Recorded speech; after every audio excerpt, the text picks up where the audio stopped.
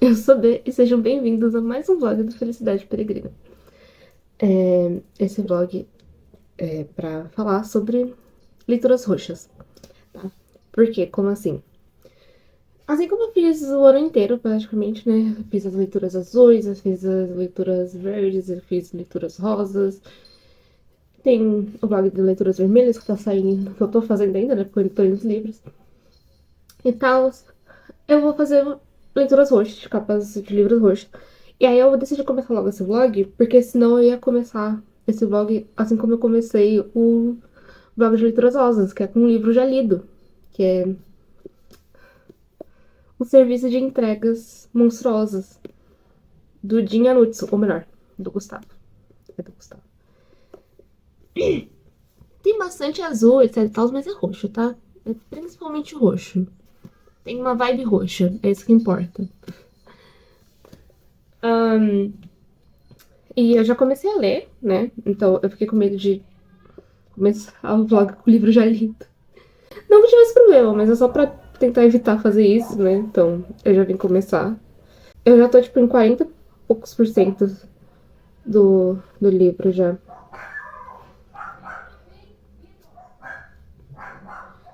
E muito gostosinho, tá? Eu adoro livro infanto juvenil.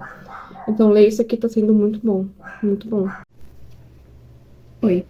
Já você passou um tempo, tá? Desde que eu atualizei seu vlog. Já tá em 2024, em março de 2024. Terminei dois livros já, das leituras roxas. O serviço de entregas monstruosas, tá? Esse eu terminei em dezembro ainda. E eu só tinha esquecido de vir aqui atualizar vocês mesmo.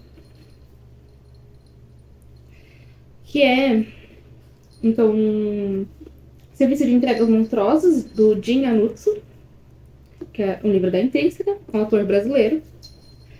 É um livro infanto-juvenil que vai contar a história do Gustavo, que é esse menininho, da Strix,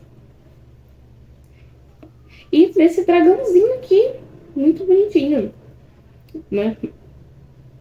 Basicamente, o Gustavo, a família dele é dono de um serviço de entregas monstruosos, né? O serviço de entregas que faz essas entregas especiais para monstros, entre aspas, né? Para seres místicos, centauros, sátiros, fadas, esses seres místicos assim.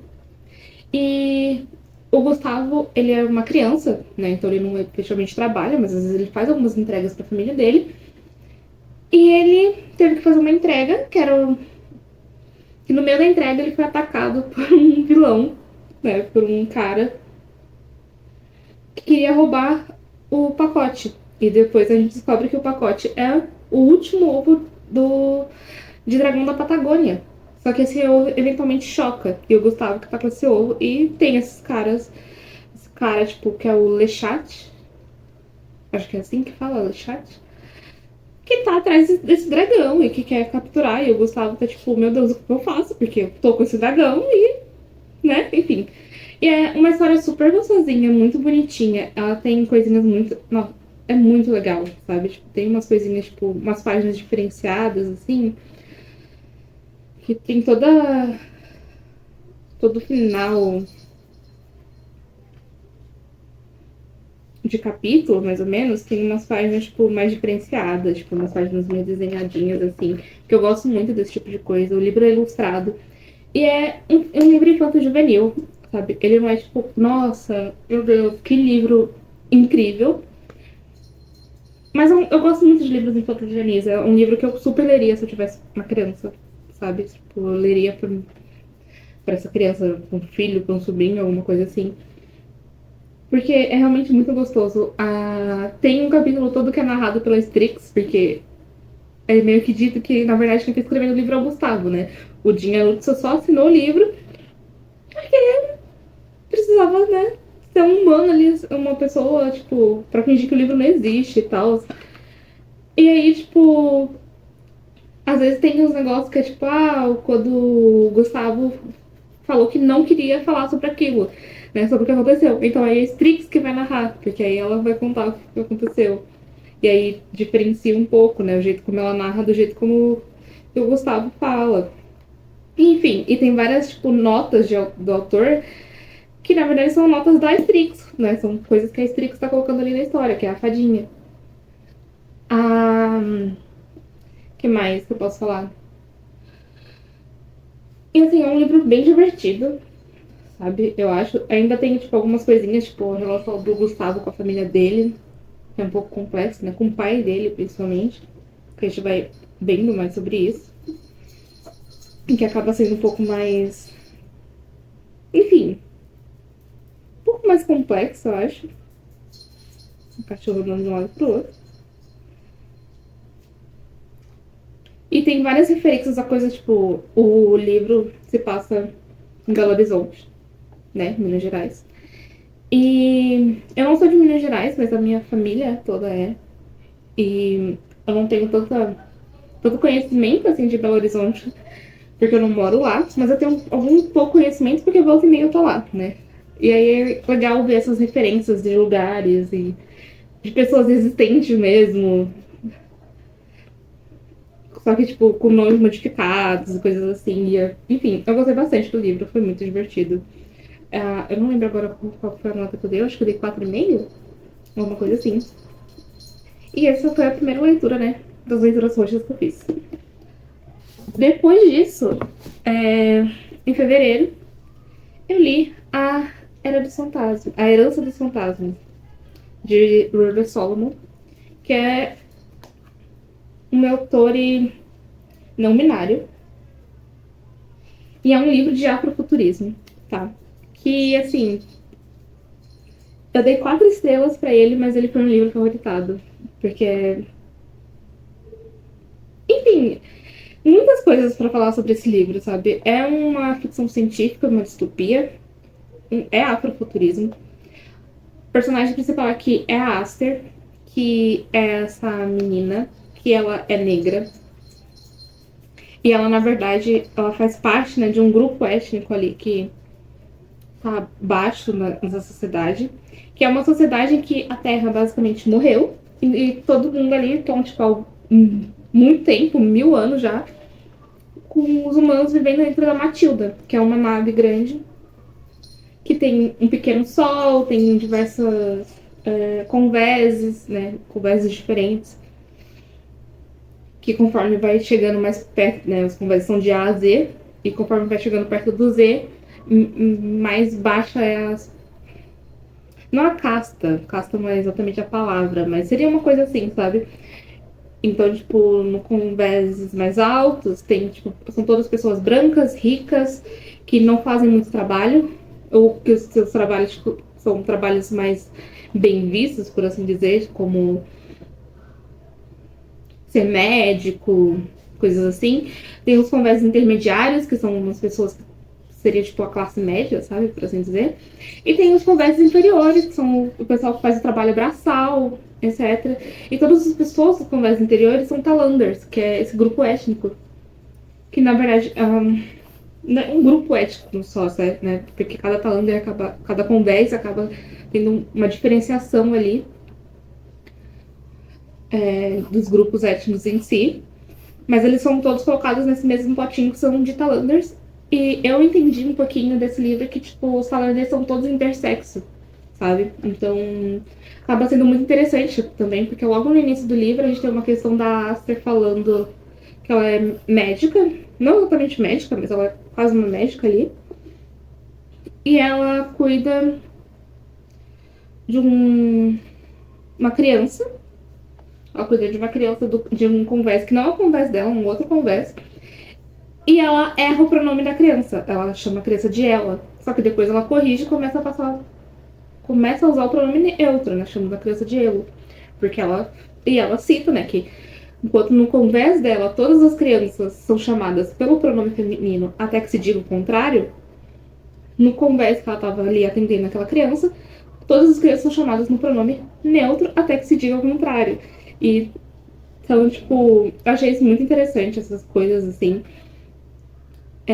Também tem um personagem aqui que é o Theo, que, nossa, o Theo parece muito ser uma pessoa trans que não tá tendo a oportunidade de se identificar enquanto uma pessoa trans, sabe? E a gente usa o pronome masculino com ele mesmo, porque durante todo o livro fica usando o pronome masculino. Mas alguns pedaços, assim, dá muito a entender que é uma mulher trans, só que não existe essa possibilidade nem do Theo se entender enquanto mulher trans, sabe? Mas enfim. Fora isso, né, como eu falei, é uma ficção científica. Eu não tenho muito costume de ler ficção científica, então eu confesso que eu fiquei perdido em alguns momentos. Porque foi difícil, sabe? Teve algumas coisas que, tipo, o pessoal tava falando. A Aster mesmo, ela é, tipo, química, né? Ela trabalha bastante com química. E ela fala algumas coisas e é, tipo, difícil de entender. Outra coisa que é interessante também é que, lendo assim, dá pra pegar um pouco que talvez a Aster, tipo, não, a nenhum momento é falado isso. É uma coisa que você pega entre as entrelinhas. Mas é sobre a possibilidade da Aster ser neurodivergente, né? Porque tem algumas coisinhas ali que você vai pegando, assim, que você acaba talvez pensando que ela seja uma pessoa neurodivergente. Então, eu gostei bastante do livro. Eu só não gostei muito do final. Porque não sei, eu ficou meio. Foi um final que me deixou meio tá. E aí? E agora? E, tipo, sabe? Um final assim. Que não necessariamente é um final ruim, é só, tipo, me incomodou. Porque parece que o livro acaba um pouco do nada, sabe? Parece. Sei lá, o livro de repente acabou. Acabou e, na verdade, tinha mais história pra contar. Então, tipo, acabei não gostando muito do final. E, tipo, outra coisa que acabou me atrapalhando mesmo é que realmente eu não tenho tanto costume de ler ficção científica. Então, quando tinha algumas coisas, tipo, relacionadas à Matilda, né? O jeito como a Matilda funciona, como funcionam as coisas ali, etc e tal, eu ficava um pouco perdida. E não sabia direito o que estava acontecendo. E isso acabou me atrapalhando um pouco, mas nada que ficasse realmente, meu Deus, atrapalhou toda a leitura. Não, só fiquei perdida em alguns momentos, mas nada que, tipo, não desse pra seguir, sabe? Porque não era como se fosse tão importante assim entender aquilo. Eu tava mais falando que é o contexto da história, é o contexto do que tá acontecendo. Por trás ali, tipo, o fundo das coisas, mas não era o que realmente importa. Então, eu favoritei esse livro e eu dei 4 estrelas pra ele. E aí, esses foram os 2 livros. E aí, normalmente nesses livros de cor, eu sempre tento ler 3 livros, né? Então, aí somos nós com nossa parte de noite de Mariana Henriques. Eu estou na página. Acho que eu já avancei bastante, na verdade. Né? A última página que eu li foi a página 147. Então já avancei bastante no livro. Mas eu ainda não tenho muito o que falar sobre ele. Fui enganada, porque eu achava que era um livro de contos, mas não é um livro de contos. Por causa do sumário, que tá assim, eu achava que era um livro de contos, mas não é um livro de contos. Eu não lembro se eu já falei isso ou não aqui. Mas enfim, não é um livro de contos, é um livro bonitinho mesmo.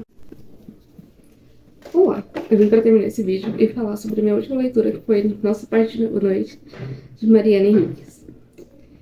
E que leitura difícil que foi isso aqui. Que leitura difícil.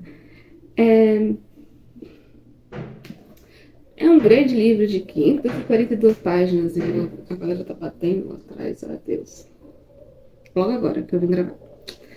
É um belo livro de 542 páginas que não me levaram a lugar nenhum.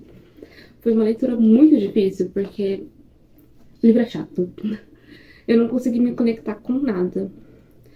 E o plot, eu achei que a ideia do plot era maravilhosa. Tem toda uma coisa com uma seita que se utiliza de médiums, e que esses médiums são praticamente escravizados e maltratados, porque as pessoas da elite dessa seita são sempre pessoas muito fortes. E era pra ser um livro de terror que trabalharia isso. Mas a construção, a execução desse plot não foi boa, sabe? O livro se tornou muito arrastado, muito difícil de ler. Apesar de ter alguns capítulos que tem narradores específicos, né? Que é narrado ou que é escrito por uma pessoa específica, eu não senti nenhuma diferença entre as narrações, sabe? Mesmo que o livro seja escrito pela mesma pessoa, quando você muda a pessoa que está narrando, você consegue sentir alguma diferença. Mas esse livro eu não senti. E, sinceramente, eu só terminei esse livro na base do tipo, eu comecei, eu vou terminar. E foi só por isso, porque senão eu poderia facilmente ter abandonado esse livro. E me deixou muito triste, porque, sério, a ideia do plot era muito legal. Tipo, a gente acompanha aqui. O livro tem vários pontos de vista, ele não é. Pontos de vista não, mas, tipo, vários momentos narrativos. Ele não é exatamente linear, né? Tipo, tanto que, mesmo dos próprios capítulos, né, nas partes que são divididas, tem lá os anos em que se passa aquela parte, porque ele não é um livro linearzinho. Mas simplesmente, assim, num grande geral, eu acho que daria pra dividir esse livro em duas grandes partes. Uma parte que a gente tá acompanhando o Juan, que é um médium dessa seita, que foi encontrado muito novo e que acabou crescendo dentro dessa seita e sendo feito de médium e bem tenso, assim, as coisas que são descritas. Mas o Juan acaba se casando e ele tem um filho, que é o Gaspar. E essa seita quer usar o Gaspar, porque eles acreditam que o Gaspar provavelmente herdou os poderes do Juan. Né? E de que de alguma forma poderia dar continuidade depois que o Juan morrer, porque o Juan é uma pessoa muito doente, né? E fazer os rituais lá, que é para invocar a escuridão, que é esse grande deus, por assim dizer, que essa seita cultua, vai desgastando cada vez mais o corpo do Juan. Então ele tá sempre nas últimas, sabe? E aí na primeira parte a gente acompanha principalmente o Juan e a parte dele como para entender melhor como que funciona essa seita, sabe? Eu acho que nessa primeira parte tem muito dessa contextualização de como que funciona essa seita, de como as coisas aconteceram, e pra mim foi a parte mais interessante, tá? E também dele aprendendo, tipo, a proteger o filho, a como proteger o filho. E a segunda parte a gente acompanha o Gaspar, que é o filho do Juan. E é que é uma outra coisa, né? A gente já conhece a seita, a gente já sabe as coisas. Mas é que a gente vendo o Gaspar descobrindo as coisas e sendo protegido e como foram as coisas sendo desenvolvidas e como ele vai desenvolvendo certas coisas. Então é um outro mundo. Não é exatamente dividido assim o livro, mas são os dois grandes momentos que eu poderia dividir ele. E assim, como eu falei, o plot era uma ideia muito boa. O livro trabalha sobre a ditadura militar, de como essa seita usava da ditadura militar na Argentina para se livrar de pessoas e se livrar de corpos sem que ninguém enchesse muito o saco. Tem muitas cenas pesadas, muito pesadas, que eu não sei se tinham tanta necessidade de estar aqui, mas talvez que fossem melhor sustentadas se a história estivesse sendo bem contada. Então, eu fiquei muito triste do fato desse livro não ter sido bom. Eu dei 2,5 estrelas pra ele. Porque é isso, sabe? Tipo, a ideia do plot poderia ter. A ideia era muito boa. A ideia era muito boa. Mas ela não foi bem executada. Ela não foi.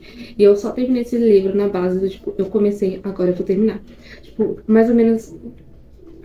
A primeira parte, ela tava meio chata, tava meio arrastada, mas eu tava interessada no que tava acontecendo. Eu queria entender as coisas, eu queria entender os negócios da seita. Mas aí, dali, de um pouco antes da metade pro fim, tudo desandou. E aí eu fiquei, não, esse livro vai me levar em algum lugar. E aí, conforme foi andando, eu vi que eu só tava lendo o livro com simples força de vontade. De tipo, não, agora eu vou terminar isso aqui. Comecei, vou terminar. Então é isso. Fiquei muito triste, né? A gente começou esse vlog com duas ótimas leituras, um livro favoritado, mas a gente teve um livro que foram 2,5 estrelas e que foi bem decepcionante. Mas não dá pra ter sempre leituras boas, né? Mas enfim, muito obrigada por terem assistido até aqui. Demorou, mas saiu. E apesar de tudo, da última leitura ter sido bem decepcionante, todos os livros foram interessantes de ler. E eu saí daqui com o livro favoritado, que foi Eros dos Fantasmas. Então, foi bem proveitoso esse vídeo pra mim. Eu espero que vocês tenham gostado. E até a próxima.